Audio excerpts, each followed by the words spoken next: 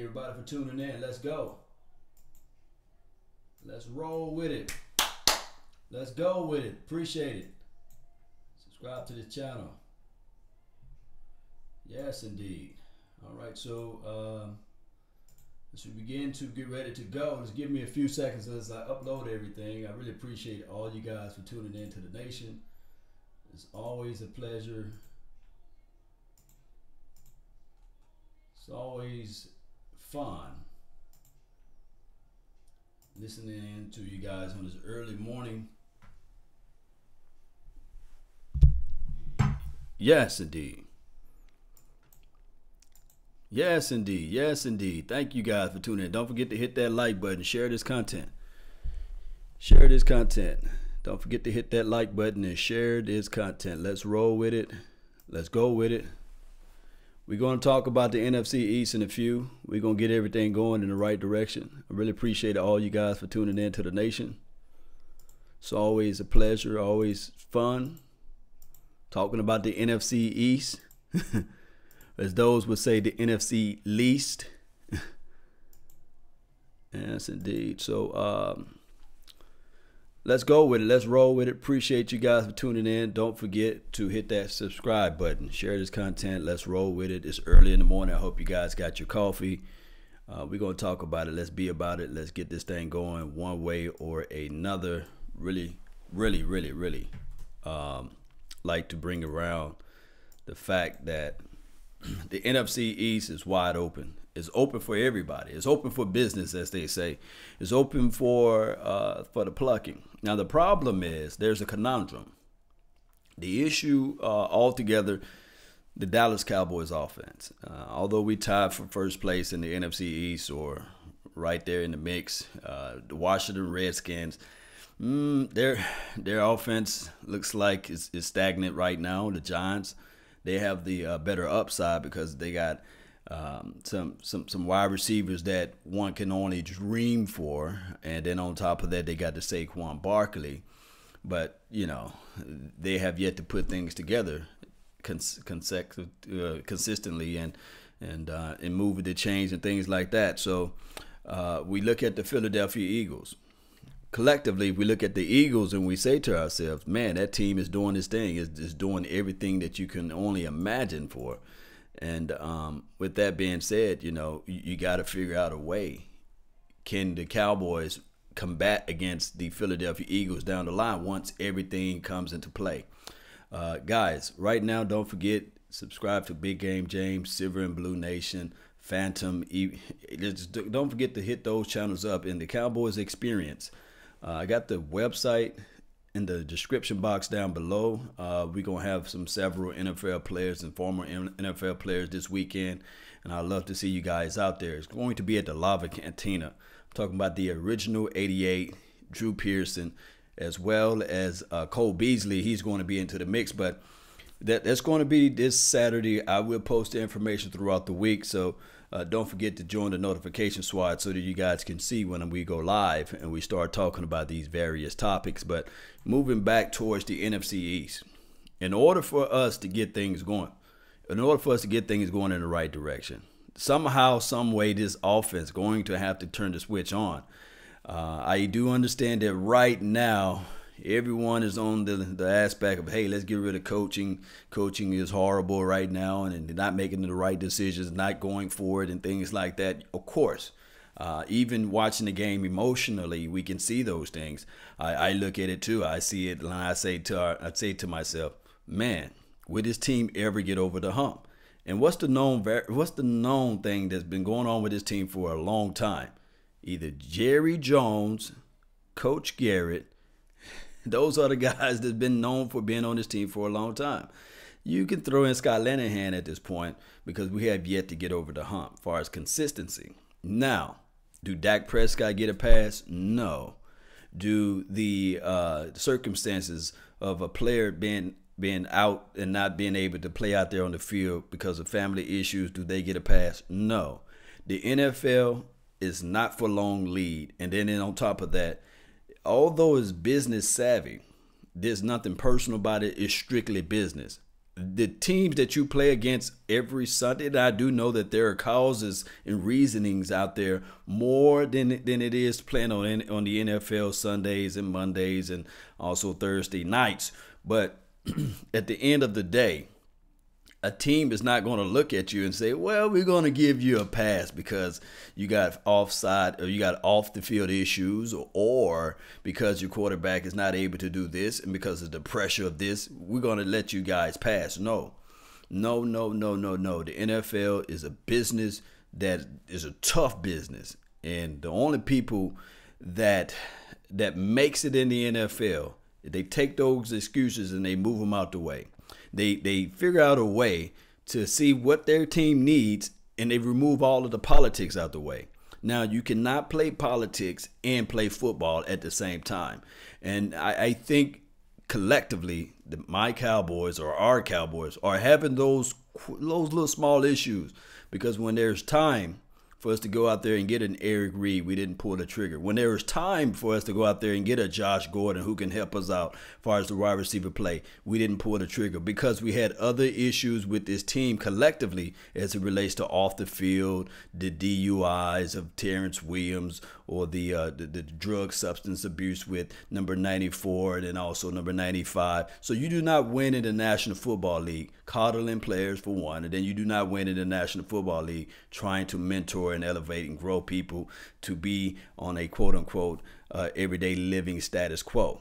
That's just the bottom line. You just don't win. You get I guess good favor points in that, but at the end of the day, in order for you to win in the league, you got to figure out, okay, we're going to strictly keep it to the NFL business. Now, I said all this to say that the issue, the core underlining issue with our Cowboys right now is that we do see a little nepotism, cronyism with this play of and coaching staff with Jason Garrett and Kellen Moore has been hired as the I guess quarterback coaching, and we see that. But the Cowboys, we are a family-oriented business, and it's ran like a family business. So with all that being said, we look at teams like the Eagles. They're going out and they'll make those adjustments. They'll make those movements down the line, and which will benefit them in the long run. They do not look at it like, okay, this is a personal matter. We shouldn't look at this particular player. No, they're going to pull the trigger because at the end of the day, it's all about hosting up on raising and bringing up that Lombardi trophy. That's what it's about. So can we overcome those things? It's possible. It is possible. But the thing is, when you're talking about the Dallas Cowboys and we're talking about the spotlight that we have, it's just going to be like one of those things that everything that we do is going to be magnified times 10. So by us being still at the top of this division, by us still being into the mix, there is a possibility of us making it down the line. But in order for us to do this thing, we have to stay true and understand what is our identity. Right now, we're trying to find our identity. And that's the hardest part right now, rooting for the Cowboys, because Sunday after Sunday after Sunday, we just don't know. Are we going to try to run it down the opposition throats? Or are we going to try to air it out? Or are we going to try to do a play action? Or are we going to go into I formation? Or is this team built for the defense? Can the defense get a turnover? We saw what? A fumble last game. We saw an interception, which was cool. I'm not going to lie, which was cool. But we still need to see more out of the defense. And then on top of that, of course, I got to say this, with the offense, we still have to attack and be vicious and move the ball down the field. That's the only way. Scared money, as they say out there, scared money makes no money. So somehow we got to figure that out. And hopefully we can be on those right pages and figure those things out down the line. So guys, the NFC East is still wide open. I want to know your thoughts. I want to know your opinions on this NFC East. Can the Cowboys still rise to the top? You know, they say the cream rises to the top. Can the Cowboys rise to the occasion and take over this NFC East? Or is this a layup for the Philadelphia Eagles? Is this a layup for believe it or not, the Giants? Those teams are teams that you can say offensively that they can turn the corner around because of the skill sets that they have on their side of the ball. And then on top of that, the defense, maybe you can still say that they still have, like the Giants, they still have guys like the Landon Collins of the worlds and also the Jackrabbit that make and turn corners around. And then on top of that, when you get a Olivier Vernon back onto that defense, can they switch things around and become like a threat in the NFC East? Or could it be the Philadelphia Eagles? I call them filthy for a reason, but can it be them? Can they step this thing up and turn it around too? Or is this all in line for the Dallas Cowboys to say, okay, it's time for us to get out of this funk. We're going to go back to the tradition that we normally are, is to run this ball and then also take advantage of throwing the ball down the field. Can we get to those graces? Let me know, guys. Let me know. I'm going to do a quick shout out to those that's on this channel. Eric, thank you for tuning in. Latricia, thank you for tuning in, as well as on the Facebook panel. Bobby Boston, thank you as well for tuning in early this morning. They let me know you're part of the notification squad. Neil High on the YouTube page, thank you for tuning in. Guys, don't forget, I had the Cowboys going 10-6.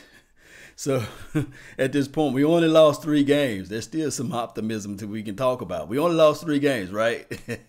So can we still win some more games out down the line and still make my prediction pretty good? You know, can we go 10-6, or is it far-fetched?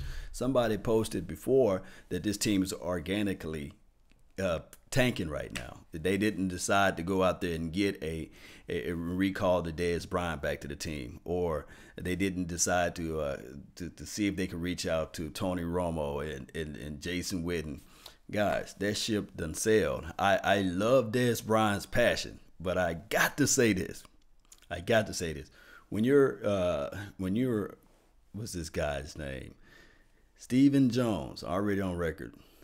And then you have Will McClay, already on record. Then you have Sanjay Lyles, already on record, you know, saying that, hey, the guy lost a step. He's not the guy that we really want, because he don't fit well within the system that we're trying to run. We thinking that we can spread the ball throughout. And clearly, trust me, I love Will McClay, and I love the fact that we brought in Sanjay Lyles to bring in an extra wrinkle to this offense. But the problem is that these guys are already on record. So if they're going to swallow their pride and ego, because I think Jerry Jones still wants Dez Bryant to be fair to everything, but for them guys to already be on record saying that, okay, this is the skill set of Dez Bryant, I think that they would not walk back those conversations. It's grim right now as far as wide receiver play. The guys that's explosive and making plays right now are guys who are like 5'8", not 5'9". I'm talking about Tavon Austin and Cole Beasley. Shout out to Cole Beasley. But those things right there, they would move the change in certain factors, but would they take over and change the game like a game changer, like an X factor player? I don't know, but I do know for sure, like Tavon Austin's speed taking off the top of the defense. Yeah, you can sprinkle in those plays, but consistency is the issue with that. So I think that next year, and I hate to look forward to next year, I think that next year they may go out and grab a quote-unquote wide receiver, or they may try to dance around in free agency next year. And then on top of that, we saw some growth factors with the tight end play last game, but they still may go out and grab a tight end. But it's just one of those things, guys. It may seem grim right now, but it is what it is. It may seem grim, but they're going to move forward and try to roll with the guys they got right now. And that's just how it goes, especially when you're talking about the Dallas Cowboys not willing to make those changes. So with that being said, I really appreciate everybody for tuning in to the nation. This is the early morning report. The NFC East is wide open. It's open for the plucking. So all we got to do is sit back and win the games we're supposed to win. And then on top of that, if we win all of the home games, if we go 8-8 out of this thing, I still think that you have a shoe-in the playoff with the 8-8 record. Believe it or not, although I'm rooting for 10-6, but if we can win every single of our home games, because I know for sure this weekend we're going to have over 90,000 strong with silver and blue, everybody repping that silver and blue. And this team, I think the playbook is a playbook. It's stationary. It do not travel with us. So this playbook, the stationary in Jerry Jones' world, It's not going to move. So we're going to see an explosive Ezekiel Elliott. Hope he can get his knees and ankles together. And then we're going to see Tavon Austin taking it off the top of the defense again, right? We're going to see that. We're going to see that explosive team. We're going to be ready, locked, loaded, and ready, guys. Let's get this thing going one way or another. This is my time to roll on out of here. I really appreciate you guys for subscribing. Don't forget I have a podcast that's LAW Nation. Join that podcast and you guys can hear me talk about other various topics. And also follow Silver and Blue Nation, Big Game James page, and also follow the Dallas Prospect. Every legend was once a prospect. Got a fantastic article out there right now. So go out there and follow those pages, and Phantom too. So let's get this thing going. Appreciate you guys. I love you all. Let's be productive this morning. Don't forget to drink your coffee. Let's roll with it. And remember, you're listening in to nothing but the best. Salute. I'm out. Peace. Let's go. Yeah.